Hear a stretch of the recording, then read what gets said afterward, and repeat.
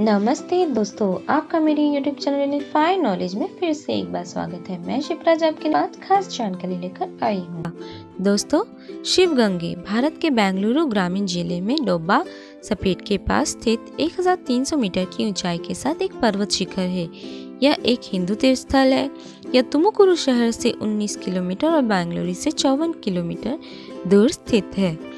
पवित्र पर्वत शिवलिंग के आकार का है और स्थानीय रूप से गंगा नामक एक झरने के पास बहता है, जिसे इस स्थान का नाम मिलता है। इसे दक्षिणा काशी के नाम से भी जाना जाता है। गुफा के अंदर श्री होन्नाम्मा देवी मंदिर है। गुफा के अंदर श्री गवी गंगाधर मंदिर भी है। अनुयायियों का मानना है कि एक दिलचस्प चमत्कार तब होता है जब शिवलिंग पर घी के साथ अभिषेक किया जाता है और घी मक्खन में बदल जाता है। यह दावा किया जाता है कि इस घी में औषधीय शक्तियां हैं और यह कई बीमारियों को ठीक कर सकता है ना दोस्तों, शिव जी की महान कृपा। दूसरा, गवी गंगाधरेश्वर मंदिर, जो आपने अपने में ही एक विशेष मंदिर है। यह भारत में कर्नाटक राज्य में बेंगलुरु में स्थित है। मंदिर प्रांगण में अपनी रहस्यमय पत्थर की डिस्क और वर्ष के निश्चित समय में सूर्य को मंदिर पर चमकने की सटीक योजना के लिए प्रसिद्ध है। इस मंदिर का निर्माण कैंपे गौड़ा ने राम राय द्वारा 5 साल की जेल से रिहा होने के बाद किया था। इस गुफा मंदिर में हर साल जनवरी के मध्य में मकर संक्रांति के दिन लाखों श्रद्धालु आते हैं। यह एक विशेष दिन है जब नंदी के सींगों के बीच से गुजरते हुए 1 घंटे के लिए सूर्य की किरणें शिवलिंग पर पड़ती है। आज भी सूर्य शिवलिंग को प्रतिवर्ष 2 बार प्रकाशित करता है, 13 से 16 जनवरी तक और 26 नवंबर से 2 दिसंबर तक। तीसरा, दोस्तों, आपने कई किताबों को देखा होगा और उसके बारे में सुना होगा, पर क्या आपने मानव त्वचा में बंधी एक पुस्तक के बारे में सुना है? यह हाल ही में हार्वर्ड विश्वविद्यालय में खोजी गई थी।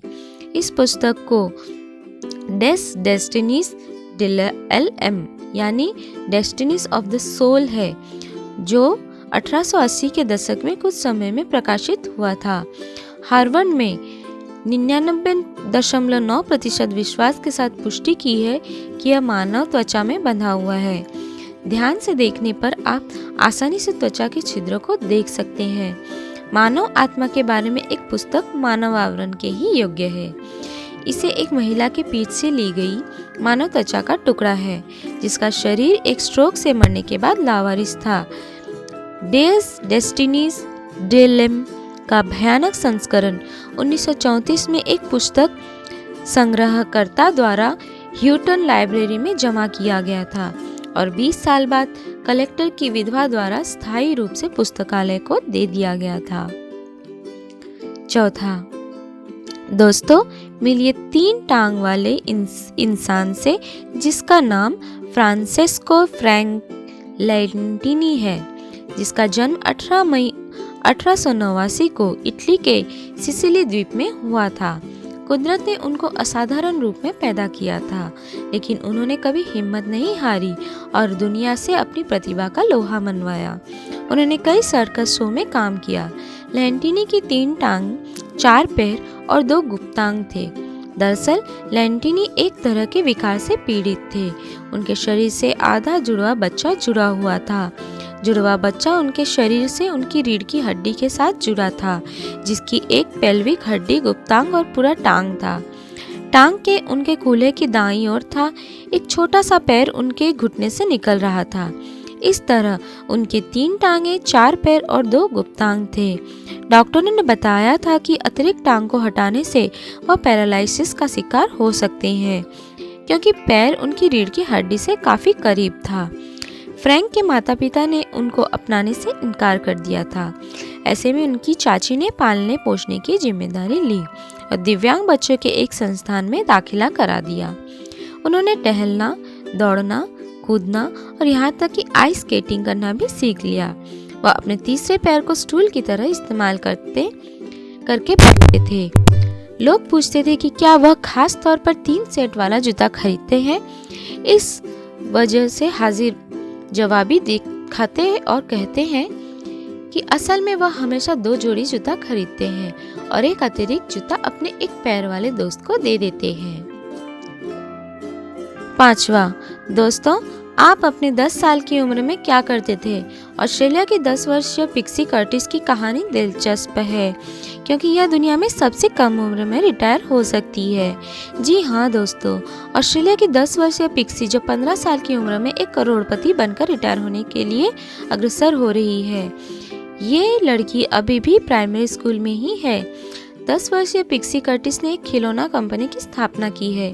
ये कंपनी अभी भारी मुनाफा कमा रही है और ऐसा आगे भी जारी रहने के आसार है।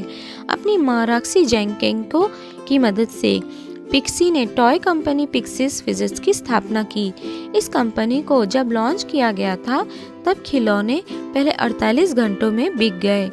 पिक्सी के पास एक अन्य बिजनेस भी है जिसका नाम पिक्सी बो है। ये वो कंपनी है जो पिक्सी कर्टिस की माँ ने उसके बचपन के दौरान स्थापित की थी। ये तीनों कंपनियां अब पिक्स का हिस्सा है जो बच्चों के अन्य गेम और एक्सेसरीज भी बेचती है। पिक्सी जेंकिंस स्वेटी बेट्टी पी और सहित कई सफल बिजनेस की मालकिन है। डेली मेल ऑस्ट्रेलिया ने 2018 में बताया कि पिक्सी की 18 साल की उम्र तक $21 मिलियन तक की नेटवर्थ हो सकती है। ये केवल पिक्सी बो कंपनी से ही हो सकती है। अगर इसमें पिक्सी फिजिक्स को भी ऐड कर लिया जाए तो ये राशि और भी बढ़ सकती है।